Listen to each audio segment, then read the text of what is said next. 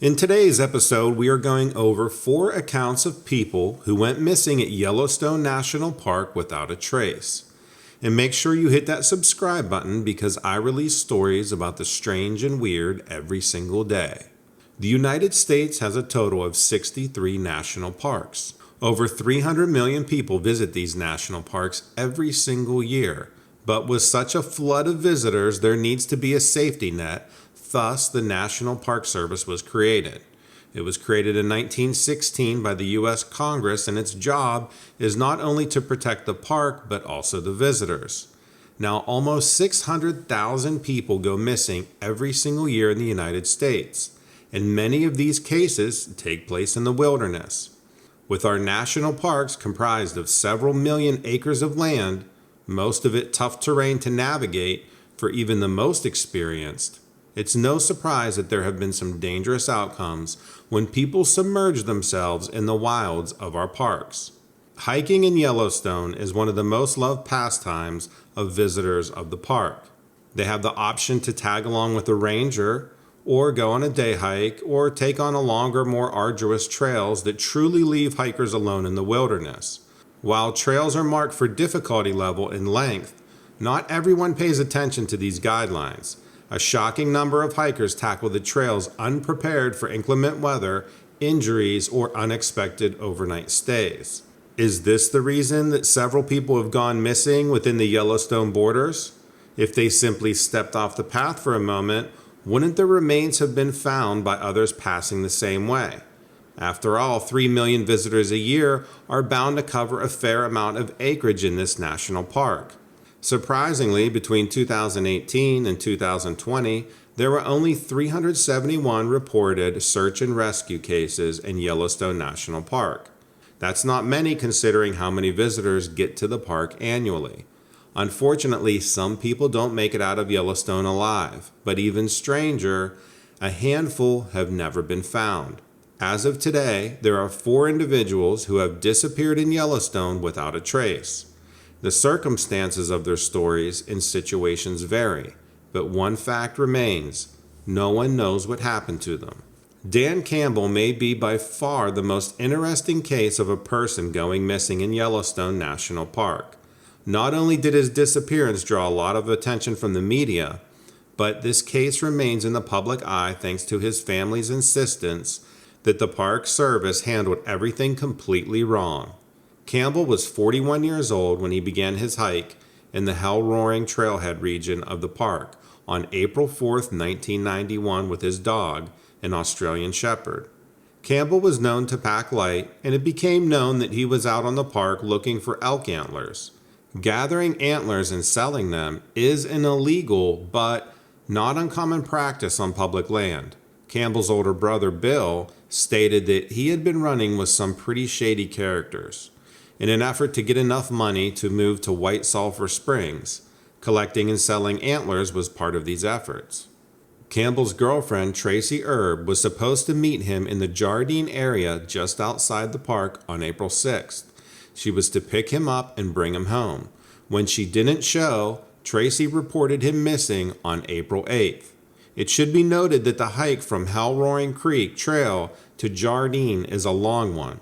Some experienced hikers have said that it would have been tough to complete the hike in just 2 days. Unfortunately for Campbell, another factor was likely slowing him down. Shortly after his set out on his hike on April 4th, winter weather was documented in the park. A spring snowstorm came through and unexpectedly covered the area in snow. If Campbell had packed light and wasn't anticipating cold weather, there's a chance that he became a victim to hypothermia. But Campbell's family has other suspicions, ones that they claim the Park Service didn't look into in a professional manner. Searchers spent weeks in the air and on the ground looking for a sign of Campbell. Due to distrust in the investigation, Bill Campbell dug into his brother's disappearance on his own and discovered that at the time there were at least 14 other individuals in the area looking for antlers. One of them had heard 2 gunshots. Shortly after Dan's disappearance, his family became vocal about their dissatisfaction with the investigation. His younger brother Rod was quoted saying, "If Dan's in the park, he's buried. In 2000, 9 years after his disappearance, Campbell's 3 brothers, Bill, Jerry, and Rod, decided to sue former Park County Sheriff Charlie Johnson. The brothers claim that Charlie botched the investigation of what could have been Dan Campbell's murder. In response, park officials came out and said that Dan Campbell's case was always treated as a disappearance and not a homicide, insinuating that they had no reason to believe that he may have been murdered. But his brothers uphold that during the investigation. Information came out that pointed toward a more sinister ending for Dan Campbell. Charlie Johnson didn't bother following that line of possibility. The lawsuit, filed on January 10th of 2000, stated that Johnson breached his legal duty to properly and competently conduct the investigation related to the disappearance of Dan Campbell. Aside from the other 14 hunters in the area, most of whom weren't tracked down and questioned, and the gunshots heard, the Montana Criminal Investigation Bureau was also involved at some point according to the paperwork. The Bureau doesn't normally investigate missing persons, so it makes sense that the Campbell family is suspicious of their involvement. Could the park staff have been considering other possibilities for Dan's disappearance and not made their concerns public? Additionally, during the investigation, Johnson's deputies did interview 2 other antler hunters. Not that impressive considering there were 12 more in the area at that time. The hunters were camping outside of the park's northern boundaries, and park staff seized their equipment.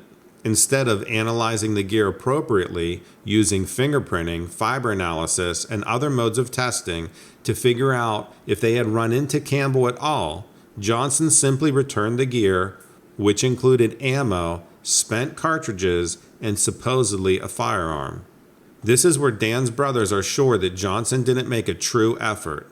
With so many other hunters in the area, many of whom likely had guns, and a competitive illegal practice taking place, in their eyes it's just as possible that their brother was murdered as he became lost in winter weather, especially if there has been no body or sign of Dan Campbell found.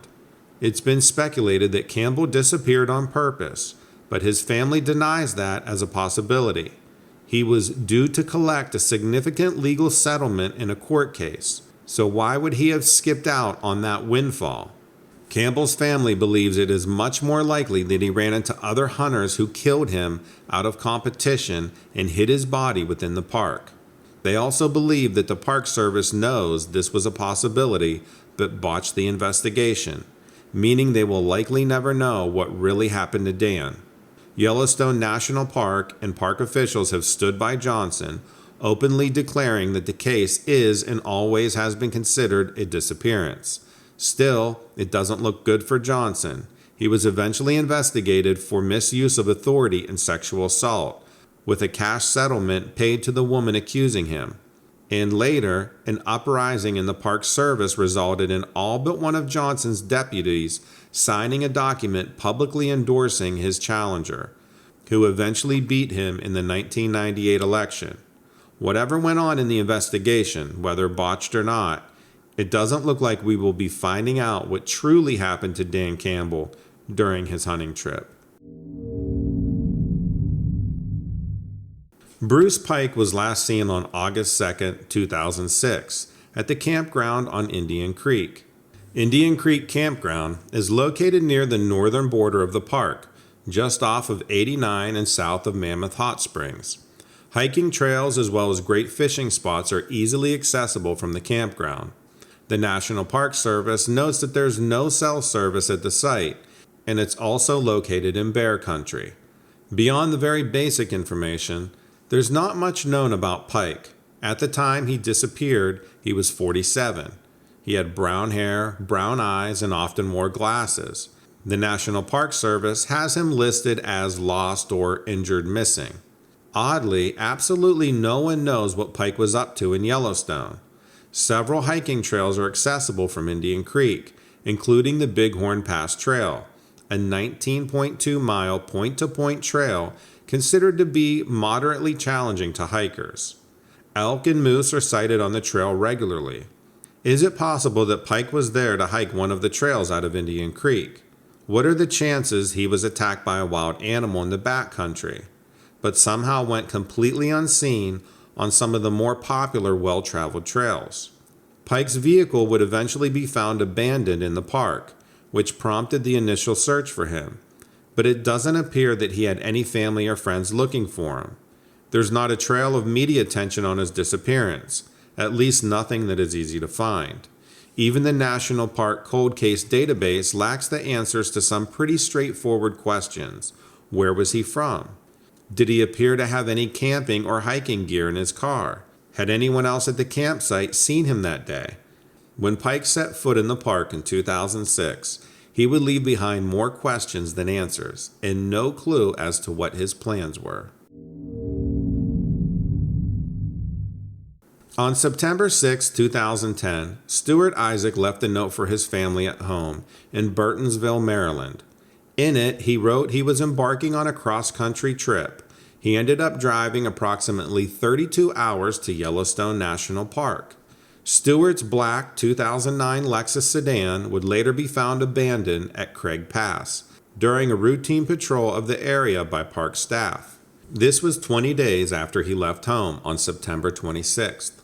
Park Service employees found that the car was unlocked and still had keys inside. They began a search immediately.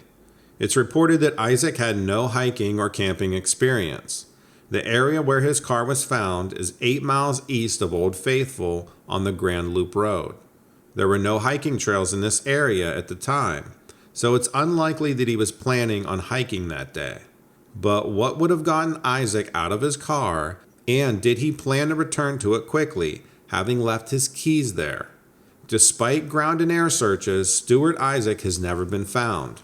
IDing his body would have been relatively easy, as he has tattoos on both shoulder blades and his right tricep. But there was literally nothing for the searchers to discover, nor has there been to this day. Why did he decide to head to Yellowstone that day in September? And what caused his disappearance? A hike that went wrong? Suicide? Or something more sinister? The one clue that searchers, friends, and family members have is a call that he made 2 days before his arrival in the park. On September 24th, Isaac had called a friend in Guam, Matsu Evans. Matsu thought the call was strange, and Isaac usually preferred text or email for communication. Isaac told Matsu he was en route to Yellowstone, and they spoke for 2 hours at the time of the call. It was 3:30 a.m. in Maryland. Matsu is quoted having said, "I was surprised to hear from him because he seldom made calls. We text each other and we do email. Now that I know he's missing, why would he call me 2 days just before something happened?" It's a good question. This phone call to Guam is the last known communication that Isaac made. He never reached out to his family again, so it's impossible to know what his plans were. Unfortunately, there was very little coverage of this missing persons case, and his family doesn't seem to have spoken out about the odd circumstances. A quickly jotted note, an unlikely cross-country trip for an inexperienced hiker in an empty car. Kim Crumbo has been described by family and friends and colleagues as a legend, and his track record definitely supports that statement. Crumbo gained notoriety as a part of the Navy SEAL team, earning a Presidential Unit Citation for extraordinary heroism in Vietnam with SEAL Team 1. He was also awarded a Bronze Star for personal acts of heroism. Crumbo also ended up finding work as a park ranger and a river guide. To say that he was familiar with the outdoors and wild areas would be an understatement. Several of his colleagues have remarked that Crumbo was the man to have with you out in the wild. His experience and love for nature made him capable and competent.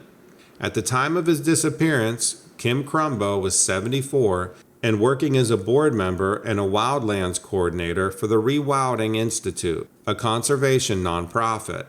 He also served on the boards of several other conservancy groups and councils, pursuing his love of the wilderness by protecting it at all costs.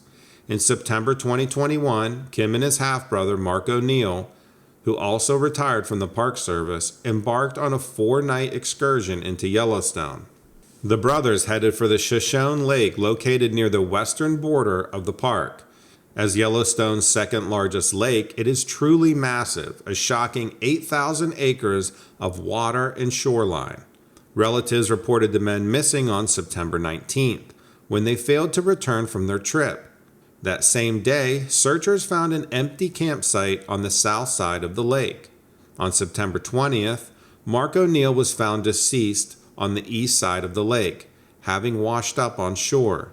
A canoe, paddle, personal flotation device, and other various items were found nearby. An autopsy performed on Mark would eventually reveal that he died of exposure and more specifically hypothermia. But the search for Kim Crumbo continued. Teams moved by foot with the assistance of search dogs. They walked trails in the area and scoured the shore of Shoshone Lake, while also using helicopters to search the water in a grid pattern. But a week after the search began, and partly due to the discovery of Mark O'Neill's fate, the status changed from a rescue to a recovery. Yellowstone's Submerged Resources Center began to use sonar equipment to search the lake depths, in the hopes of returning Kim to his family. However, nothing was found. In early October, as the weather changed with the approach of winter, Yellowstone National Park officials decided to officially scale back the search. This was the last formal declaration by the park regarding Kim Crumbo's disappearance. Crumbo's wife has stated that volunteers continue to work unofficially, walking the shores of the lake. She believes that her husband also perished in a surprise storm that likely overtook the lake, which can appear tranquil but can quickly change into a dangerous situation. According to the National Park Service, the lake regularly experiences high winds and the average water temperature in the area is 48 degrees Fahrenheit. Perfect conditions for a boat to go over and victims to suffer hypothermia. Survival time in these conditions is estimated by the National Park Service to be around 20 to 30 minutes tops. While in the area during the early days of the search, Crumbo's wife experienced this quick change in conditions firsthand. She stated that although some friends and colleagues still reach out hoping that Kim is alive, she is sure that he passed in the same storm that took his brother's life.